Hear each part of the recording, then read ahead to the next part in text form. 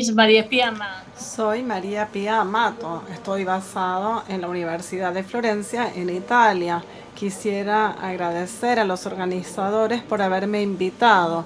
Es un placer para mí tener esta oportunidad para hablar acerca de la menopausia y la esclerosis múltiple, un campo emergente y subexplorado de la investigación.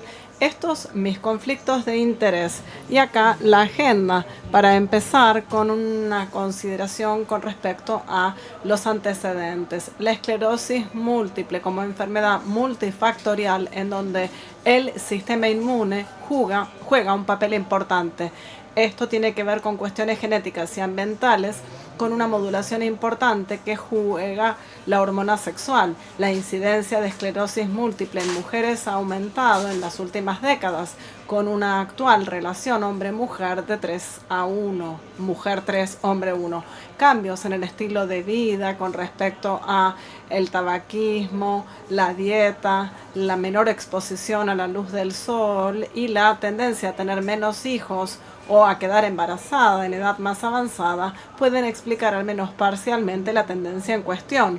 Otras diferencias de género están representadas por una edad temprana en el inicio y recaídas más frecuentes y actividad en resonancia, progresión más lenta y mejores resultados de discapacidad en mujeres en comparación con hombres.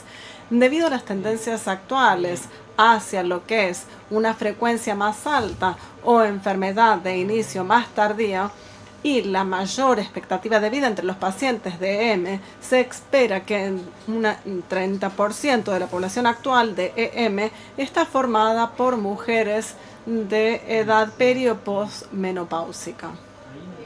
Si volvemos al tema de la fluctuación de los niveles de hormonas sexuales durante los diferentes estadios fisiológicos de la vida reproductiva de la mujer, parecen tener influencia no solamente sobre el riesgo, sino también sobre el pronóstico de la enfermedad. Si bien el rol de estas fluctuaciones no ha sido plenamente aclarado, los estrógenos pueden tener un rol doble. De hecho, altos niveles de estrógeno y también de progesterona, como por ejemplo el embarazo, pueden llevar a lo que es un cambio de TH1 a TH2, producción de citocinas antiinflamatorias y la inhibición de la activación de los linfocitos NK.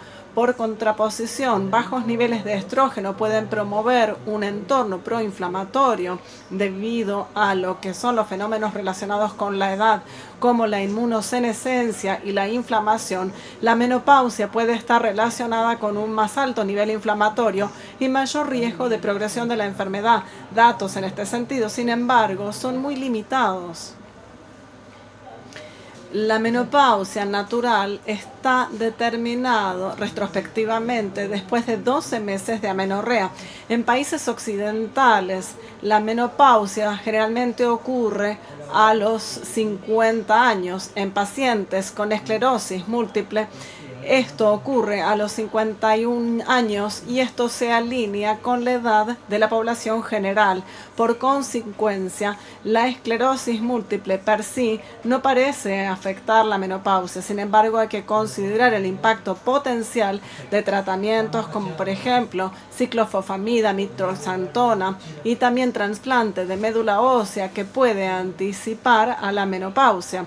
Los datos con respecto al impacto potencial de la función ovárica y la fertilidad de nuevos DMDs están ampliamente indisponibles. Ahora quiero redondear los estudios principales que abordan la patología de la menopausia, la actividad de la enfermedad y la progresión de la enfermedad. Algunos estudios han abordado este tema con el uso de los cuestionarios autorreportados por los pacientes. Han ofrecido distintas cifras que se agravan de 39% hasta 75% de los casos en donde no ha habido cambio ni mejora en la proporción más baja de los casos. El estudio más grande fue publicado por estos colegas que muestra esta plataforma que se llama Pacientes como yo. por colegas de la salud. En este estudio, los autores muestran que, en primer término, el estado posmenopáusico estuvo relacionado con un agravamiento del puntaje de severidad reportada con los pacientes con una escala de EM, aun cuando esté ajustado por tipo de enfermedad y duración. Los pacientes reportaron un agravamiento clínico en los síntomas que fueron diferentes de entre aquellos que estaban esperados durante el periodo menopáusico: deterioro visual o una pérdida de destreza manual. Al igual como puede ocurrir con la menopausia, esto puede tener un impacto sobre los síntomas neurológicos. La edad más temprana de la menopausia en el grupo quirúrgico de menopausia parece haber tenido una más fuerte asociación con una peor severidad de la enfermedad. Finalmente, el uso de terapia de reemplazo hormonal no ofreció ninguna mejora en lo que se refiere a la escala de esclerosis múltiple en este estudio. Otros estudios han focalizado la atención en la búsqueda de un punto de inflexión en las cohortes de EM en mujeres en relación con los cambios a nivel EDSS. Fueron retrospectivos.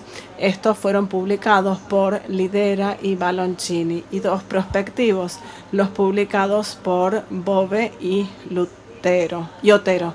Los hallazgos de estos estudios son bastante incongruentes. En particular, se encuentra que la menopausia representa un punto de inflexión en cambios EDSS sin efecto beneficioso de la terapia de reemplazo hormonal. Sin embargo, este hallazgo se perdió después de la remoción de un único paciente con una discapacidad importante que se fue acumulando a partir del análisis. Pero cuando hablamos de este estudio multicéntrico italiano de Baloncini, muestran la tasa de recaída anualizada que disminuye significativamente. Sin embargo, la menopausia estuvo relacionada con un punto de inflexión para el agravamiento de la discapacidad, con un aumento mediano de 0,4 puntos versus 0,2 puntos en el EDSS. Lo interesante del caso es que Rockerts muestra una tendencia hacia más alto agravamiento de la discapacidad. Esto resalta cómo la progresión puede surgir a partir de un juego complejo entre el envejecimiento, factores hormonales y estilo de vida o factores ambientales. Por el contrario, este estudio realizado en lo que es la cohorte CIS muestra la trayectoria EDSS a partir de síndrome clínicamente aislado a posmenopáusico, y esto no encuentra tal inflexión a nivel EDSS después de la corrección por edad a nivel CIS y duración de la enfermedad. Limitaciones importantes en el estudio que yo les dije son el estudio retrospectivo, en ambos estudios el diseño, y en ambos estudios la falta de controles para poder distinguir el efecto de los cambios hormonales en la menopausia a partir de aquellos propios del envejecimiento. Finalmente, quisiera llamar su atención a esta cuestión única, este estudio clínico longitudinal. Esto con una gran muestra de mujeres con EM y controles sanos que fueron seguidos durante varios años. Los niveles plasmáticos de hormona antimülleriana, que es un marcador confiable de reserva ovárica y fertilidad, fueron medidas por ELISA en el momento de determinar los valores iniciales, y años 5, 3 y 10. Análisis multivariados que corregían una serie de factores confusivos potenciales, tales como edad, duración de la enfermedad, IMC, tabaquismo, vitamina D, grupo étnico, raza, medicación hormonal utilizada, uso de DMT, fueron utilizados. En el baseline, niveles más bajos de hormona antimülleriana estuvieron relacionados con más altos puntajes de discapacidad en el EDSS y en el MSC. Y cuando hablamos de volúmenes menores de materia gris, especialmente hablamos de volúmenes corticales. Estos hallazgos fueron confirmados en el seguimiento. Los autores, por consiguiente, sugieren que la EM progresiva es un fenómeno relacionado con la naturaleza, impulsado por procesos de envejecimiento biológico, inmunosenescencia y senectud ovárica. La literatura con respecto a los efectos de las terapias de reemplazo hormonal en mujeres con EM son escasas. Los abordajes para hablar del manejo de los síntomas menopáusicos incluyen terapia hormonal, suplementos herbales y también el uso fuera de lo indicado de los inhibidores selectivos de recaptación de serotonina y anticonvulsivantes. Terapia hormonal que incluye terapia estrogénica o combinación de terapia estrógena y progesterogénica administrada en formulaciones ya sea sistémicas, orales y locales, cremas vaginales. Hoy por hoy, una baja proporción de mujeres con EM reciben tratamiento hormonal. Esto es solamente 18%, por ejemplo, en la última cohorte CLIMB. Hay 2 ensayos randomizados que evalúan el efecto de la anticoncepción por vía oral con respecto a beta, interferón y demás en mujeres premenopáusicas que muestran efectos positivos a nivel resultados de resonancia y las tasas anualizadas de recaídas. Es un análisis post hoc del estudio italiano. La anticoncepción por vía oral también estuvo asociada con resultados cognitivos mejorados. Sin embargo, existe un único estudio específicamente que aborda el tema de la reemplazo hormonal en mujeres con esclerosis múltiple en esta edad. Vemos un grupo determinado de lo que es el estudio de salud de enfermeras, una cohorte de observación histórica, en donde el uso de la terapia de reemplazo hormonal estuvo relacionada con mejor calidad de vida en un componente físico del DSS-36. Sin embargo, este hallazgo puede reflejar causalidades inversas. Mujeres con mejores calidades de vida a nivel físico pueden tener más probabilidades de poder recibir las terapias hormonales. Si nosotros hablamos de algunos ensayos de terapia de reemplazo hormonal, podemos saber que varios de ellos están en camino. Pasemos ahora al tema de los abordajes de manejo.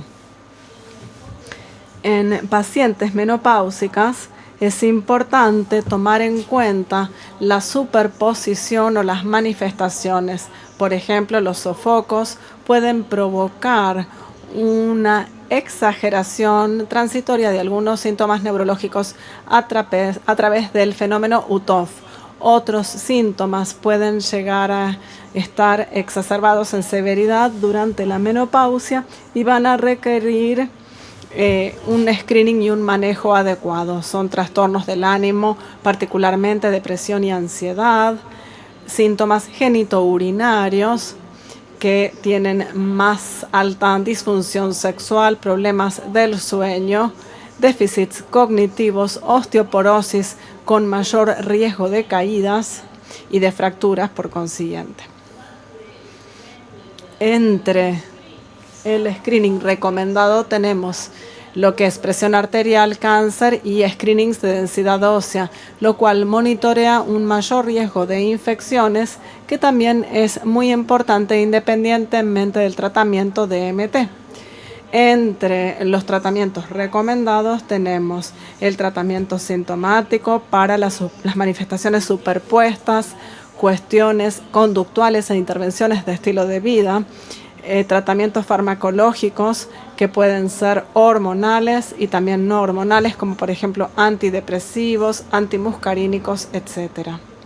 Debido a evidencia muy limitada a la fecha, la decisión de recetar una terapia de reemplazo hormonal tiene que ser tomada sobre la base de cada paciente individual, considerando los riesgos potenciales, tales como, por ejemplo, riesgo trombótico, riesgo de cáncer de mama y también los beneficios de estas terapias en la paciente individual. Para concluir, la proporción de pacientes con EM que llegan a la menopausia está al alza. Iniciativas de estudios observacionales retrospectivos sugieren un efecto aditivo de menopausia y algunos síntomas de esclerosis múltiple, especialmente en los dominios genouritarios y afectivos. La menopausia puede estar relacionada con una reducción de la tasa de recaída, en tanto que el efecto de la menopausia sobre la acumulación de la discapacidad parece ser más controvertido. Los estudios con respecto a terapia de reemplazo hormonal son pocos, pero algunos pacientes pueden encontrar una mejora en su calidad de vida. Y algunos estudios están en curso. En general, a la fecha, no es posible determinar si la menopausia es un factor de riesgo independiente para lo que es acumulación de discapacidad secundaria a factores hormonales o si el efecto se debe a el envejecimiento en sí. Y estudios prospectivos longitudinales futuros adecuados son necesarios para entender mejor el impacto de la menopausia sobre el curso de la enfermedad de la esclerosis múltiple y la influencia de la terapia de reemplazo hormonal sobre los síntomas de menopausia y también lo que es la enfermedad y el curso de la esclerosis múltiple. Muchísimas gracias por su atención.